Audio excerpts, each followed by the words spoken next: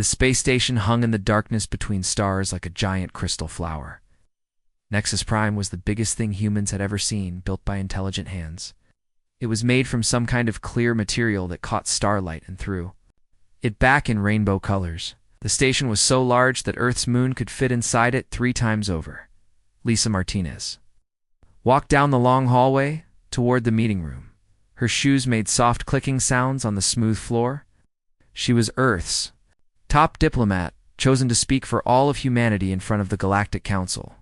Behind her walked General Ryan Scott, a tall man with gray hair and serious eyes. He wore his military uniform but no weapons. The third human was Dr. Alex Turner, a scientist who knew more about alien technology than anyone else on Earth. Lisa felt nervous but tried not to show it. This meeting would decide if humans could stay in the star systems they had made into homes. For 30 years, humans had been building colonies on distant worlds. It turned dead planets into places where families could live and children could play. Now the aliens wanted them to leave everything behind and go back to Earth. The meeting room was enormous. The ceiling was so high that clouds could form up there. 12 different types of aliens sat around a circle. Lisa had studied each species for months, but seeing them in person was still strange. The Zephyrians looked almost human, except their skin was bright blue and seemed to glow from inside. Their leader was a woman named Silthara, who had snake-like eyes that never blinked.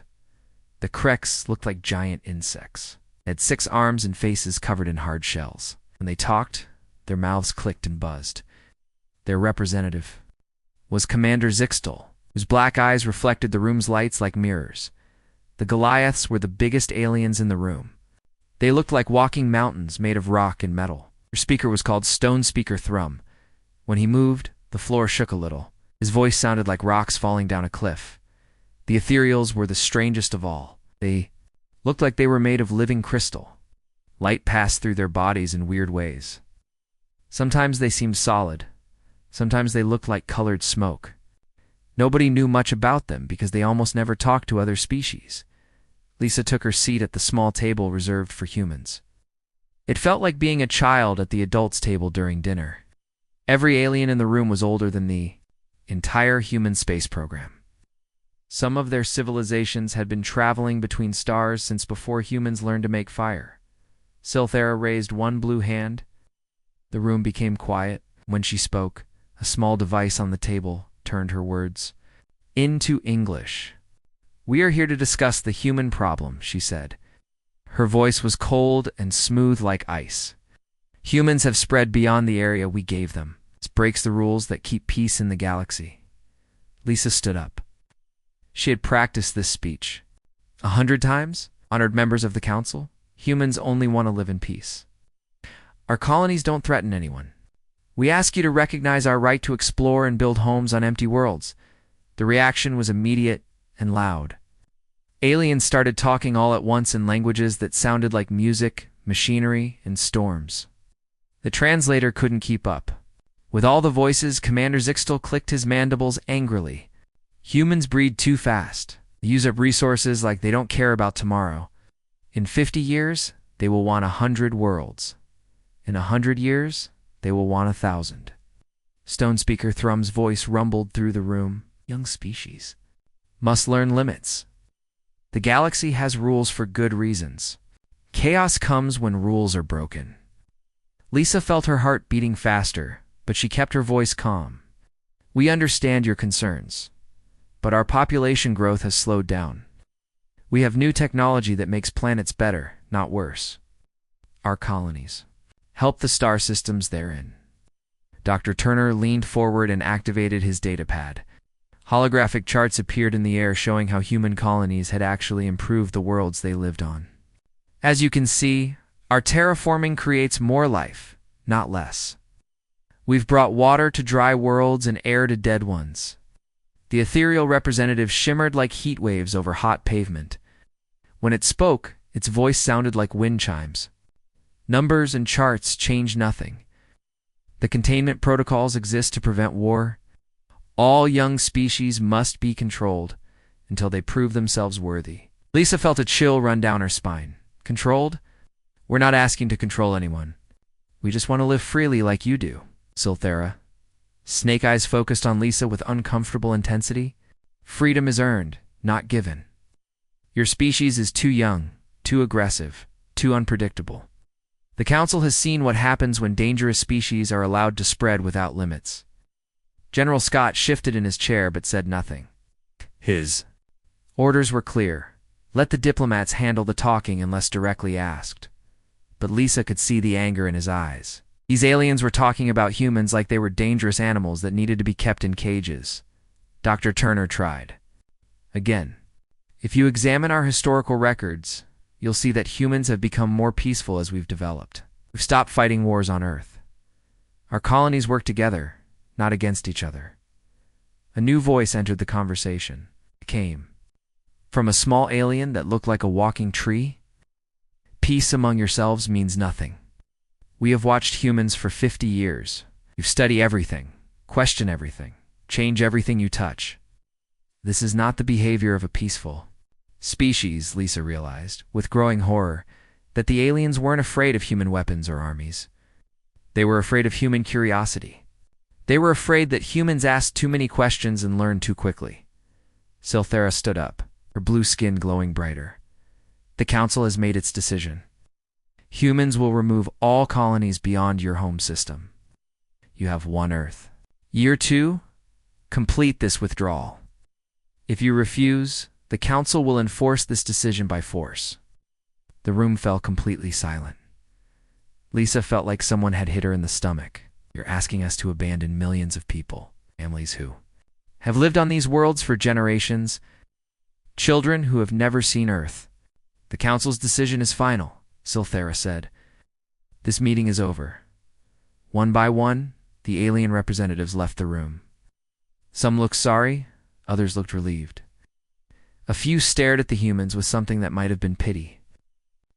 Only the 3 humans remained in the enormous, empty chamber. General Scott finally spoke. His voice was quiet, but filled with controlled anger.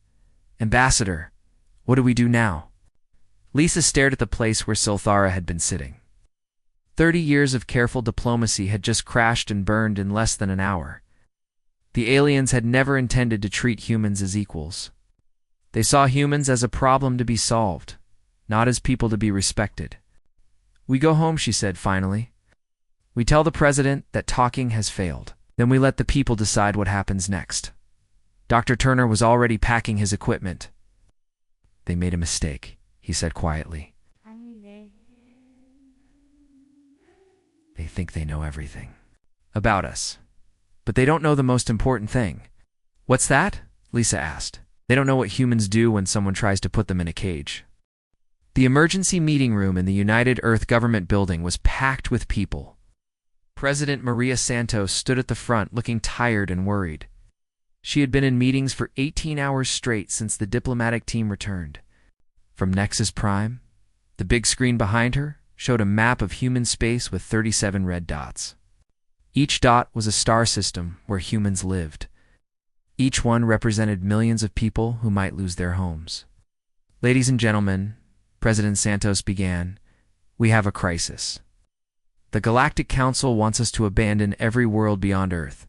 They give us 12 months to pack up and leave everything we've built in the last 30 years. The room exploded with angry voices. Representative Jake Wilson from the Alpha Centauri colonies jumped to his feet. He was a big man with calloused hands from years of terraforming work. Madam President, my people have lived on New Denver for 3 generations. We turned a frozen rock into a world with rivers and forests. We won't abandon our homes because some aliens are scared of us. Other representatives started shouting, agreement. The woman from the Vega colonies talked about the schools they had built. The man from Kepler spoke about the farms that fed millions. Everyone had a story about what their worlds meant to them. Dr. Turner stood up, and the room got quieter. People respected him because he understood alien technology better than anyone. The Council's decision isn't really about territory, he said. We've been watching their communications. They're afraid of how fast we learn and grow. In 50 years, we've done what took most species 500 years. General Scott walked to the center of the room. His face was grim. Our deep space sensors have picked up fleet movements. Zephyrians are moving battle groups toward our borders. The Kreks have activated their war swarms. Glass are fueling their biggest ships. They're not just asking us to leave. They're getting ready to force us out. The room became very quiet. Everyone knew what this meant. They really intended to attack human colonies if humans refused to abandon them. President Santos activated another screen. This one showed intelligence reports from across the galaxy. Our spies confirm what General Scott is saying. The Council fears our technological progress. In their view, we're advancing too quickly to be safe. They see us as a threat that must be contained before we become too strong. Representative Amy Chen from the Luna shipyards raised her hand. What choices do we have, Madam President? 3 options, Santos replied. First, we could do what they want. Pack up 37 worlds and bring everyone back to Earth. Second, we could try to negotiate. Give up some colonies and hope they let us keep others. Third, we stand our ground and fight for our right to exist as free people. The debate that followed was the most intense in human government history. People talked about honor and survival. They argued about whether fighting was worth the risk of extinction. Some said humans should accept being junior partners in the galaxy. Others said freedom was worth any price. Jake Wilson spoke for many colonists. My daughter was born on New Denver. She's never seen Earth. That world is her home, not some place her grandparents came from. How do I tell her we have to leave because aliens think we're dangerous? Dr. Turner had been quiet during most of the debate. Finally, he stood up again. There's something you all need to know. Something that's been classified until now. He looked at President Santos, who nodded. The Council has been watching us, but we've been watching them too. We know things about their technology and military strength that they don't think we know. General Scott stepped forward. For 30 years, we've been preparing for this day. Not because we wanted war, but because we knew it might come. Every colony ship that left Earth carried more than just families and farming equipment. Room was completely silent now. Representative Chen asked the question everyone was thinking. What kind of preparations? President Santos made a decision that would change history. Show them Protocol 7. General Scott activated a secure terminal. New images appeared on the screens. They showed construction projects that had been hidden from public view, massive structures being built in the dark spaces between planets, weapons research facilities disguised as mining operations, ship designs that looked nothing like the civilian vessels everyone knew about. We've been building defenses, General Scott explained, not just around Earth, but around every human world. The aliens think our colonies are helpless. They're wrong. Dr. Turner pulled up technical specifications. We've been studying captured alien technology for decades. Every trade mission, every cultural exchange, every diplomatic meeting was also an intelligence operation. We learned how their weapons work, how their shields function, how their ships move. Then we built countermeasures. The implications slowly sank in. Humanity hadn't just been exploring and colonizing. They had been preparing for war while hoping for peace. Every smiling diplomat had been gathering military intelligence. Every peaceful trade agreement had been a chance to study potential enemies. Representative Wilson looked stunned. How long have we been doing this? Since first contact, President Santos admitted, we hoped we'd never need these preparations. We wanted to join the galactic community as friends. But we also knew that young species often face challenges. From older ones, we decided to be ready. The vote that followed was the closest in Earth government history. 847 representatives voted to stand firm and fight for human colonies. 698 voted to withdraw and avoid war. 234 couldn't decide and abstained. By the smallest possible margin, humanity chose defiance over submission. President Santos looked around the room at the faces of people who had just voted to risk everything. The decision is made. We will not abandon our colonies. Activate Protocol 7 immediately. As representatives filed out of the room, most didn't understand what they had just set in motion. Protocol 7 wasn't just a defense plan. It was a complete military strategy developed in secret over 3 decades. Deep underground quantum computers came online. In hidden facilities across human space, manufacturing plants began producing weapons that didn't officially exist. Dr. Turner found himself alone with the president and her closest advisors. "The council made one critical mistake," he said, calling up classified files that showed the true extent of human preparations. "They assumed we told them the truth about our capabilities." President Santos stared at the screens showing secret bases, hidden fleets, and weapons that could reshape the balance of power in the galaxy. "Did we do the right thing? We did the human thing," Turner replied. "We prepared for the worst while hoping for the best. Now we'll find out if 30 years of secret planning was enough." Outside, across human space, hidden systems activated, the galaxy was about to learn what humans had really been building while they talked about peace. The attack came without warning at the edge of the Kepler 442 system. One moment, the space around Haven Colony was empty and peaceful. The next moment, 47 Zephyrian warships appeared like ghosts, becoming solid. The ships were beautiful and terrible, looking more like works of art than weapons of war. They gleamed with blue light that pulsed like a heartbeat. Admiral Veltara commanded the Zephyrian fleet from her flagship.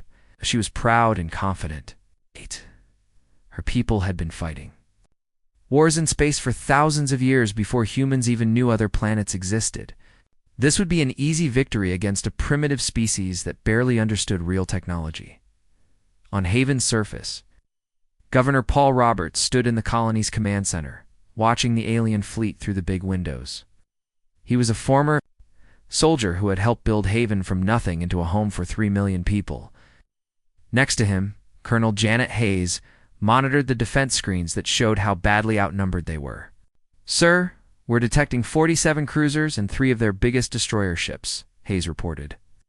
"Our orbital defense platforms don't have enough firepower to stop them." Roberts nodded calmly. He looked like a man who had expected this day for a long time. "Open a channel to Admiral Veltara." The alien commander's face appeared on the main screen.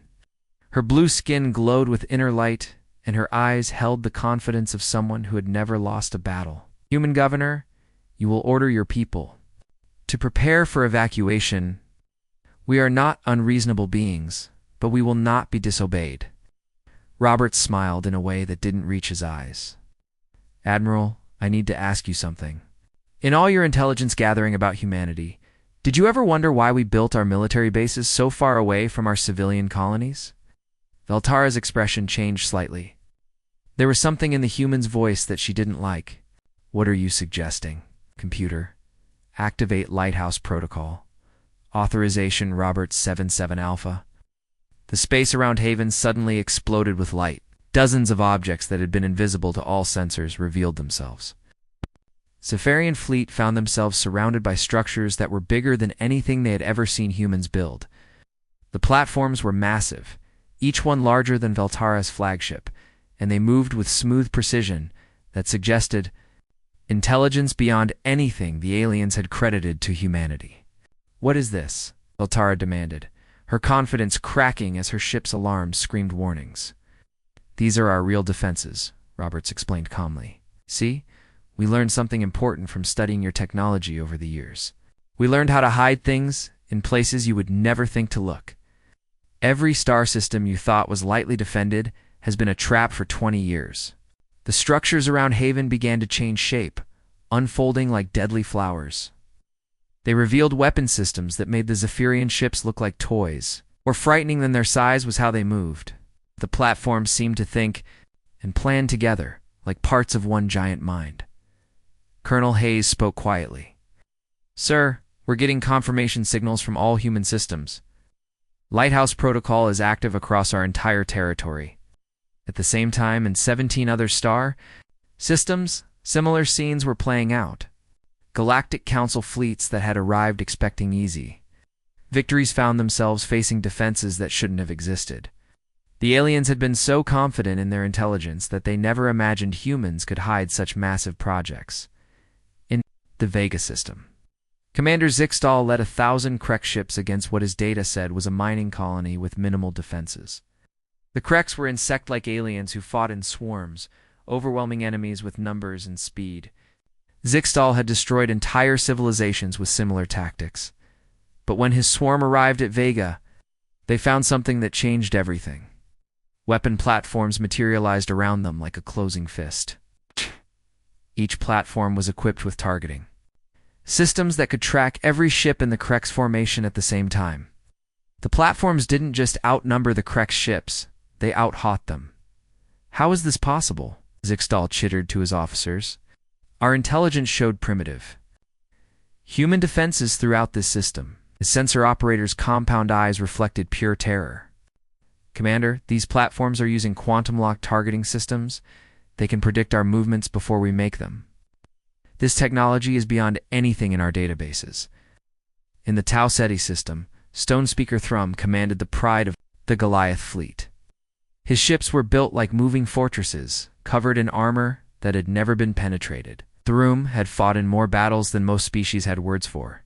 He expected the humans to surrender when they saw his mighty dreadnoughts. Instead, the human defenses revealed weapons that seemed to bend the laws of physics.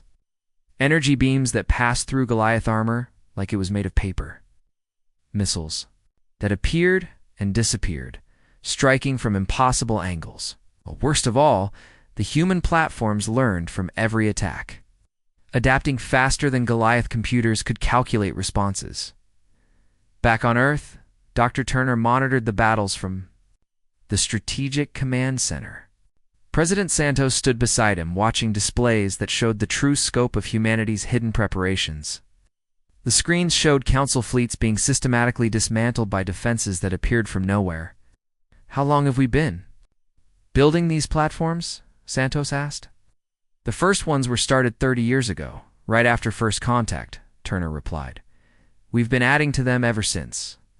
Every trade mission brought back alien technology to study.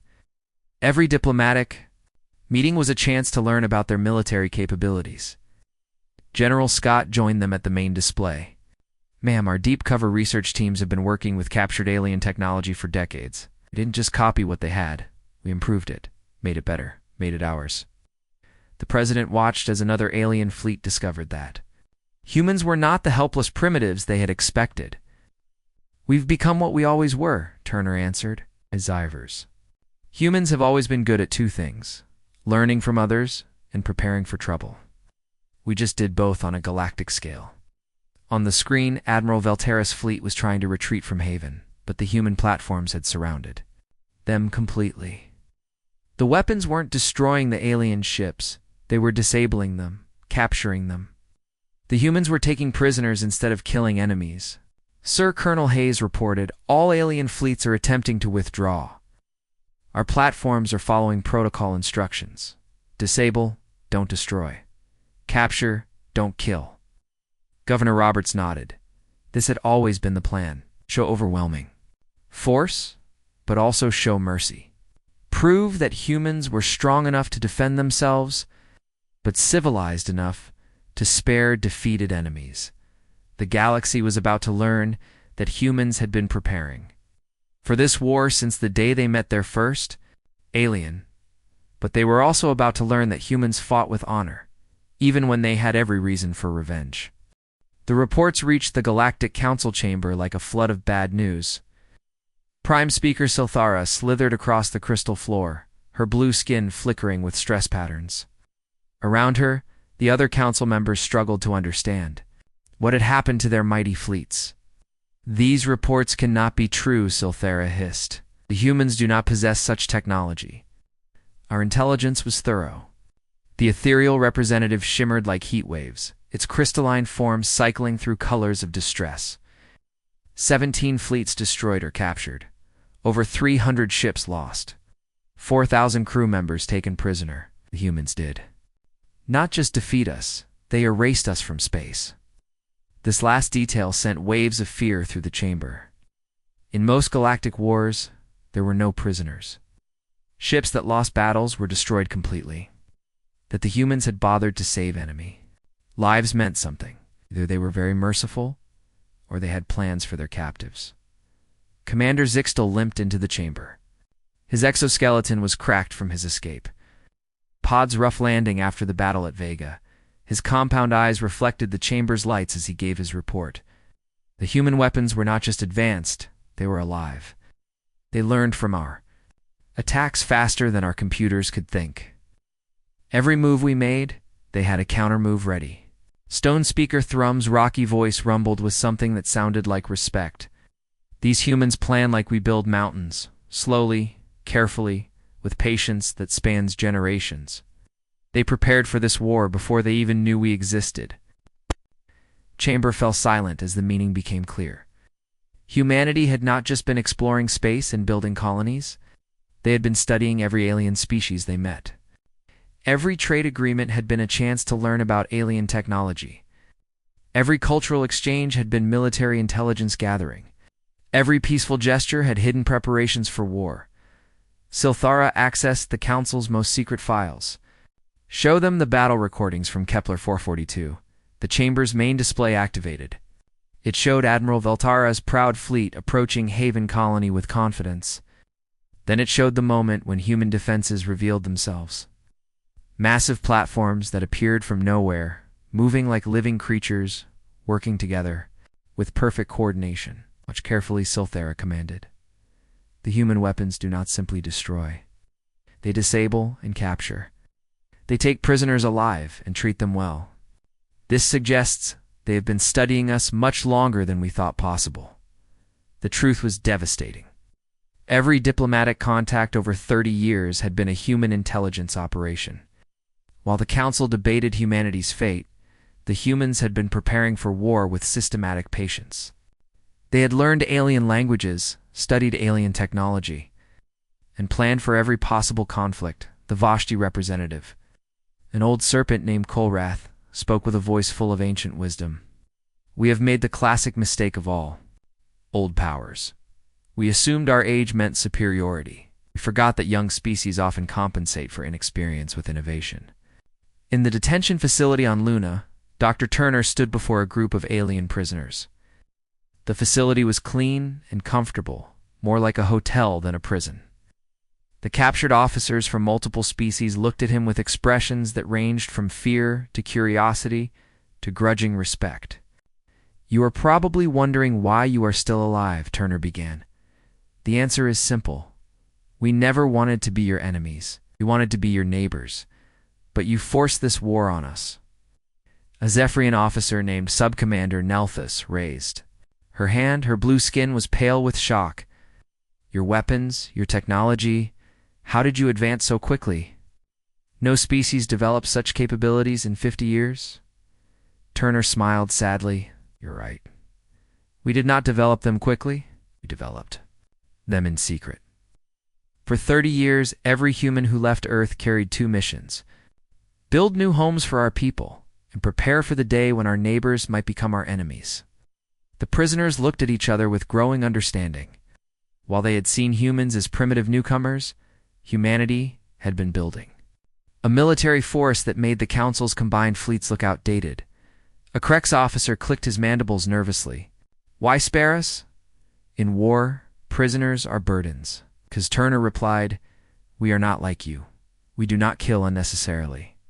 We fight when we must, but we remember that today's enemies might become tomorrow's friends. Back on Earth, President Santos spoke to the world from the Global Assembly Hall. Behind her, screens showed the aftermath of humanity's victory. Disabled alien ships being towed to repair facilities, prisoners being treated with medical care, human colonies continuing their normal lives as if nothing had happened. My fellow humans, Santos said, the galaxy now knows what we are capable of. We did not want this war, but we were ready for it. The question now is, what happens next? The answer came from an unexpected source. The alien prisoners on Luna had been talking to their guards. They told stories of humans who could have destroyed entire fleets but chose to disable them instead. Humans who treated enemies with dignity and asked about their families. Humans who shared their food and provided medical care without being asked. These stories spread through the galaxy faster than any official report. The terrifying humans who had crushed the Council's fleets were the same humans who made sure wounded prisoners were comfortable.